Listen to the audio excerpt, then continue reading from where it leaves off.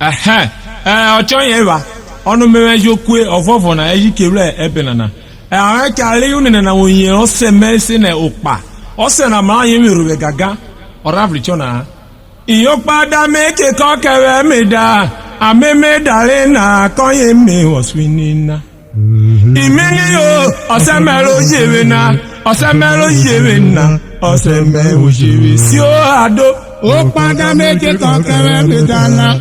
Ameme dale na oyo me waswinina. Imeni yo osemelo jewena. Osemelo jewena. Osemelo jewena. Wọ́n wá báyọ̀ sí àṣíọ̀rẹ́. Ó padà méje kọ́kẹ́rẹ́ mi dáná. Àmẹ́mẹ́ dáre nà kọ́yọ̀ mi ọ̀sùn nìna. Ìmí ni yóò ọ̀sẹ̀ mẹ́rọ jèrè nà. Ọ̀sẹ̀ mẹ́rọ jèrè nà. Ọ̀sẹ̀ mẹ́rọ jèrè. Sí ó àdó. Ó padà méje kọ́kẹ́rẹ́ mi dáná. Àmẹ́mẹ́ dáre nà kọ́yọ̀ mi ọ̀sùn nìna. Ìmí ni yóò ọ̀sẹ̀ mẹ́rọ jèrè nà. Ọ̀sẹ̀ mẹ́rọ jèrè nà. Ọ̀sẹ̀ mẹ́rọ jèrè.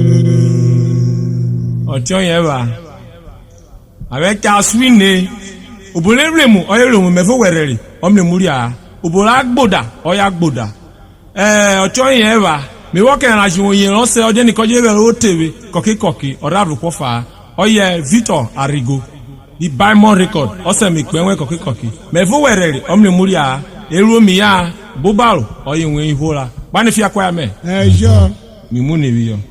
Gbeje kerunwe ba, gbeje kerunwe ba, gbeje kerunwe ba, URHOBO na. Gbeje kerunwe ba, gbeje kerunwe ba, gbeje kerunwe ba, URHOBO. Isure da fe URHOBO ni oboje kerunwe ba, wemi je kerunwe ba. Isure da fe URHOBO na ni oboje kerunwe ba, wemi je kerunwe ba, wemi je kerunwe ba na, wemi je kerunwe ba. Wemi je kerunwe ba, wemi je kerunwe ba, wemi je kerunwe ba akwana. Wemi je kerunwe ba, wemi je kerunwe ba, wemi je kerunwe ba URHOBO. Bune URHOBO ni oboje kerunwe ba, wemi je kerunwe ba. Isure da fe URHOBO na ni oboje kerunwe ba, wemi je kerunwe ba, wemi je kerunwe ba na, wemi je kerunwe ba URHOBO.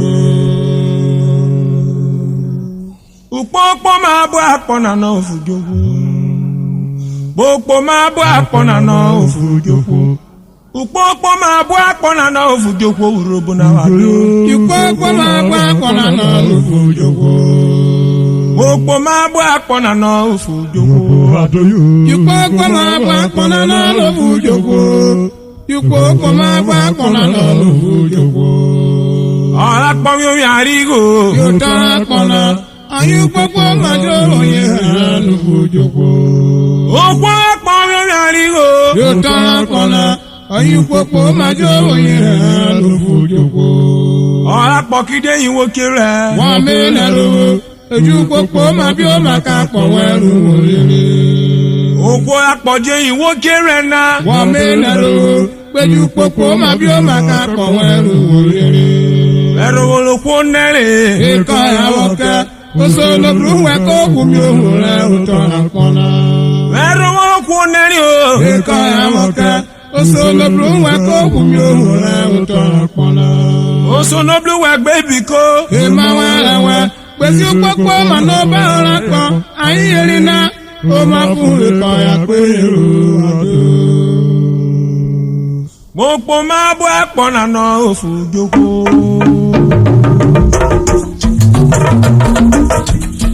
Ukpokpo ma bu akpona na ofujogbo. Ukpokpo ma bu akpona na ofujogbo URHOBO na wado. Ukpokpo ma bu akpona na ofujogbo. Ukpokpo ma bu akpona na ofujogbo wado. Ukpokpo ma bu akpona na ofujogbo. Ukpokpo ma bu akpona na ofujogbo. Ora pon mi arigo. Ota akpona. Ukpokpo majo oye hanu fujoko. Okwa pamyo yarigo. Ota akpona. Ayu popo majo oye hanu fujoko. Ora pokide iwo kire o. Wa menero. Ayu popo mabio makapo weru olere. Okwa pokide iwo kire. Wa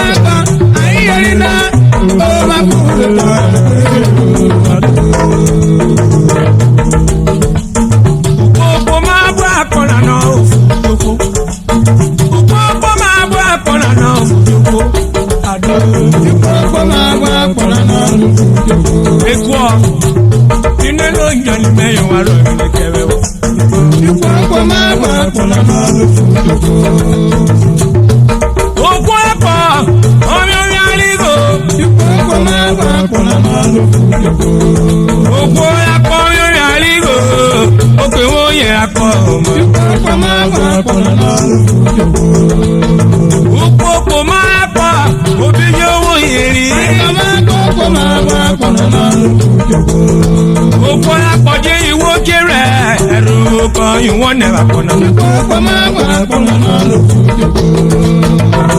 you popo ma no parola kwe ye we o ma u popo ma wo me akore na igede gbebu e ko ipopo ma won ya o ma akore na bebu wele pemle mulia popo ma bwa kona no joko adu popo ma bwa kona no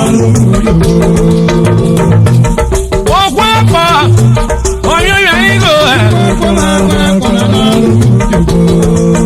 Okwo na da yiroro ona no boy keru popo ma bwa kona no Oda yiro boy keru igo ya kwa okoye Ojo mami ro pa igo na o boy keru o mi wo tunwe ori wo sera Eso kiri wori upopo ma onuro here Oso no blue we baby go awa e ta polu popo ma Popo ma bwa kona no fujogo ado popo ma bwa kona no Obina popo ma bwa kona no Ni muleria me pe mu pa ya me popo ma bwa kona no Alesi dogo wo ta polu popo ma popo ma bwa kona no Popo ta no yi won runwe uyomi nkan yo odi o ma popo ma bwa kona no Oye wo ka ba ye ri we na esine Bukola bo ba run wara popo ma bwa kona no Popo ma bwa kona no jogo ado popo ma bwa kona no Popo ma bwa kona no jogo popo ma bwa kona no Oye wa kupe ya mesene Cletus Okemute Senado Ale me muyere wore Ose oyin esene Pa W.O. Senado Oye Nigeria Union of Pensioners Asaba Ale me muyere wore Oni oboro yesene Edafe Senado Omiale Treasurer Cash Office Wari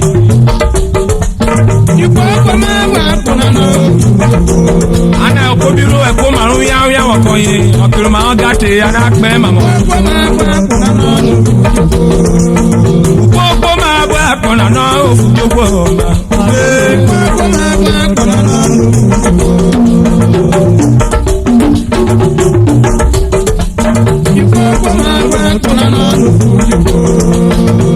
Ikwaya mi woli we da polu popo ma Mami kworo be mejobi we da polu popo ma Eje wo kene na wo ye National Union of Road Transport Workers. Okwe sene Mr. BME Gabari Oishemanio. Ojimwe wake Edward Ewere Vice Chairman. Ojimwe wake John Kevin Awikpe Vice Secretary Olio. Mr. Mavi Serie Financial Secretary. Oye wake Ikuna leje imiso dela Ilmeluko ya yera kona Doni mo asunero rive Yowa kwaya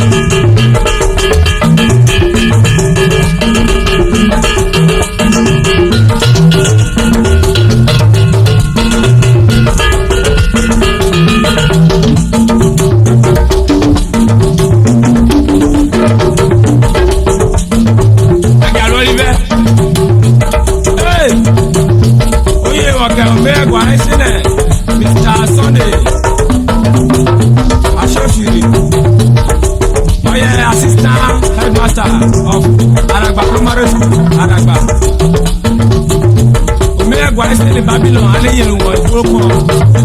And now you hey, Sonny Martin. Hey, buddy.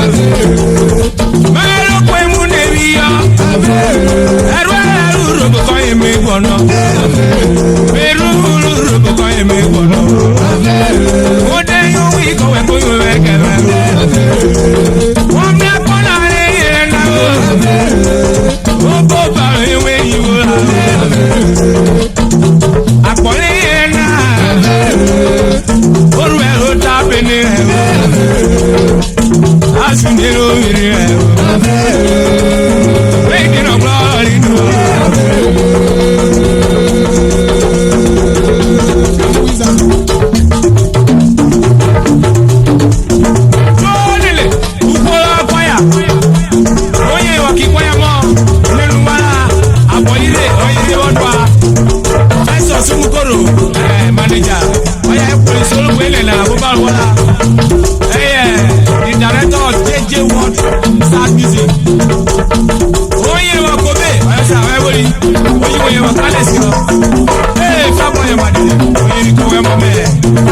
Sylvester photo. Mobile wala. Oye payo. Benu wala. Asioli, ayasa asioli. Oye de o kemi. Ya Daniel Jefia. Oye wa ko we wa se. Agbadu. Mo sha agbaro. Le mo me yore. Babylon. O kuli so ku. Ito eso. Alaji. Smart are coming up. Oye ke me back. Ojuwo. Bule. Iko eko. Oye go yo ka go. Le mo me. So ma na.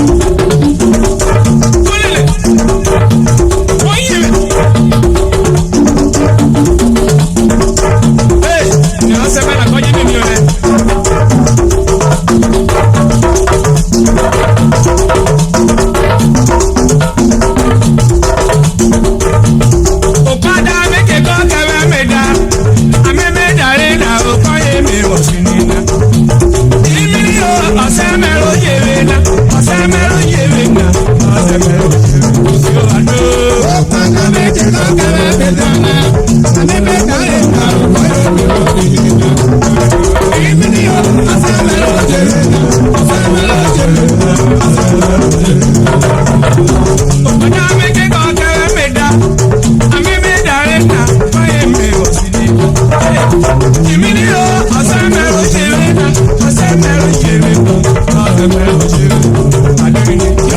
me